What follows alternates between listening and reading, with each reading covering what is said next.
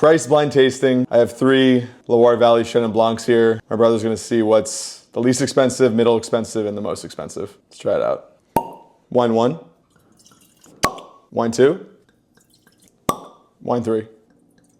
You may begin. So there is a discernible, maybe not, I don't know. I thought maybe there was a discernible color difference between these. I don't even know if this would really give me a hint. This is like kind of paler, I guess, paler straw. These are more kind of golden. Wine 1, a little more fruited on the nose, a little appley, not a ton of volatile acidity anyway, like a little bit of citrus, but like it's not like stinging acidity to it. Wine 2, even less so on the acid actually. These glasses are ever so slightly different, so I don't know if that's gonna affect the aromas at all, but you know, that's what we have. Wine 3, by far the most like concentrated smelling. It has more of a presence than the first 2. Quickly on the taste for wine 1.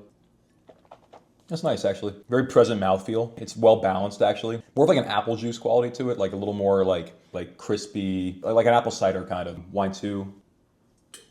So definitely not as opulent as the first one. Falls a little bit flatter on the palate, and I definitely do get kind of that like acetone quality to it. It's still very good, you know. I still get classic Chenin Blanc notes. I get a little bit of acid, a little bit of like, you know, stone fruit kind of vibe, but it falls a little bit flatter than the first one. And wine 3, that's more classic Chenin, like what I know. A little bit of this like flintiness to it that I've come to expect from Chenin Blanc. Still though, not as opulent and body forward as wine 1. I mean, I think Two in my opinion is taste the least expensive. I'll lock that in. Between 1 and 3, it's a little bit more difficult. One has a lot of presence to it. It's very opulent on the palate, coats the mouth. You get a lot of really nice fruit to it. It's balanced. Then 3, cleaner, more acidic, more acid forward. It tastes like a good Chenin, but this just kind of has a bit more of a lift to it. I feel like if I got these both at a restaurant, I would imagine that this would be the more expensive bottle. I think 2 is the least expensive. 3 is not tremendously far in front of 2, and then I think 1 is the most expensive. I feel pretty good about that. That's my final answer.